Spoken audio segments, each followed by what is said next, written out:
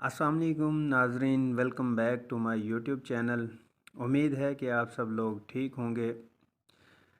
नाजरीन, आज का हमारा टॉपिक है बहुत ही अहम है।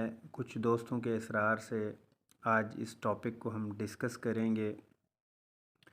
वो है जिगर में होने वाली ख़राबियाँ और उसकी अलामात और उसका इलाज। हम इस पे डिस्कस करेंगे।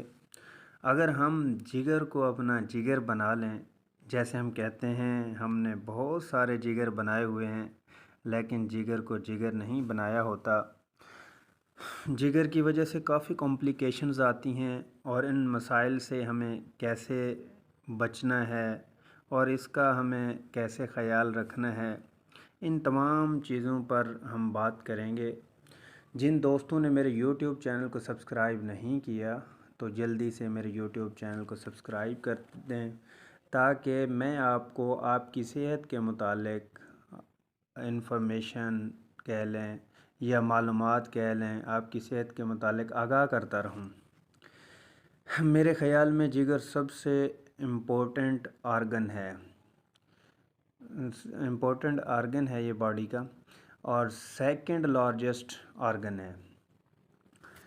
दोस्तों, ये कहाँ पड़ा होता है? ये आपके जो राइट साइड पे रिब्स हैं, पसलियाँ हैं, इनके नीचे होता है।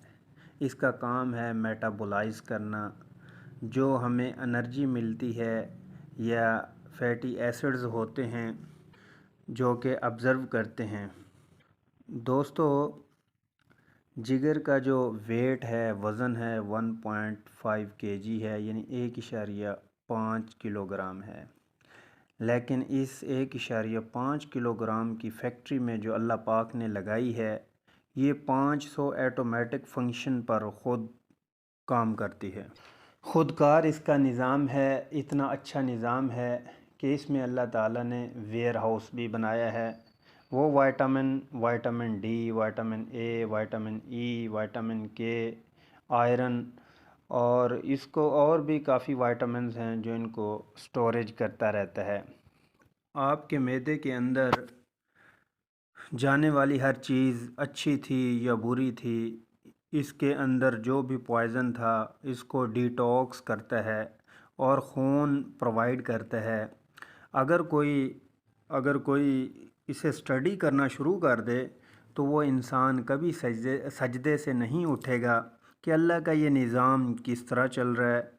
लेकिन बदनसीबी ये है कि हमने कभी इसको इतनी अहमियत दी नहीं। हमें तब प्रॉब्लम में आते हैं जब बीमारी काम कर चुकी होती है। आज के दौर में 4 हेपेटाइटिस मौजूद हैं, ए, बी, सी, ई।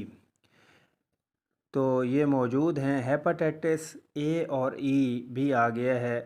ये भी अल्लाह पाक का निज़ाम देखें कि वो ए, ई पर तो ख़ुद भी काम कर जाता है, लेकिन जब आप बी और सी पर आ जाते हैं तो तब आपको ट्रबल में आते हैं। जब आप बी और सी पे आ जाते हैं तो तब ट्रबल में आते हैं। हम क्या चाह रहे हैं कि आप अपने लीवर को ठीक रखें।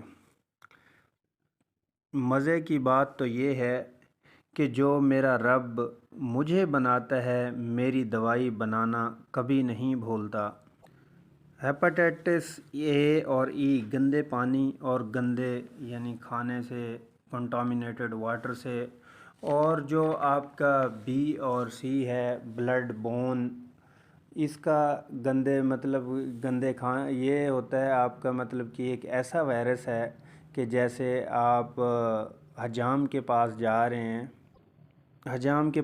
रहे हैं तो उसके औज़ार वगैरह, ये चीज़ें, ब्लेड जो रेज़र यूज़ करता है वो ठीक नहीं है। अगर किसी यरकान वाले को टच किया हुआ है, वही आपको मतलब टच हो गया, आपको ब्लड आ गया, कट लग गया, तो उससे इसके फैलने के ज़्यादा चांसेस हैं। इंजेक्शन से भी ज़्यादा फैल रहा है।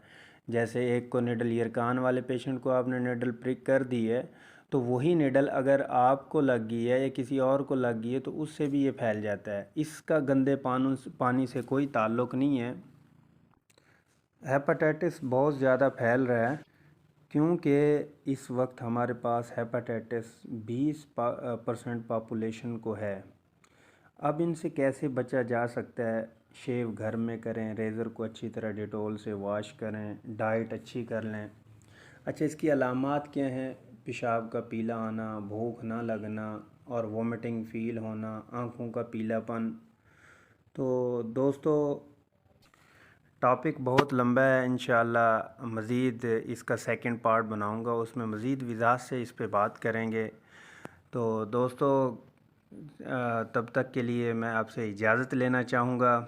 اللہ نگہبان، اپنا خیال رکھیے گا، اپنے دوستوں کا، اور ہمیں بھی اپنی دعاؤں میں یاد رکھیے گا۔ انشاءاللہ ملتے ہیں نیکسٹ ویڈیو میں، تب تک کے لیے اللہ نگہبان۔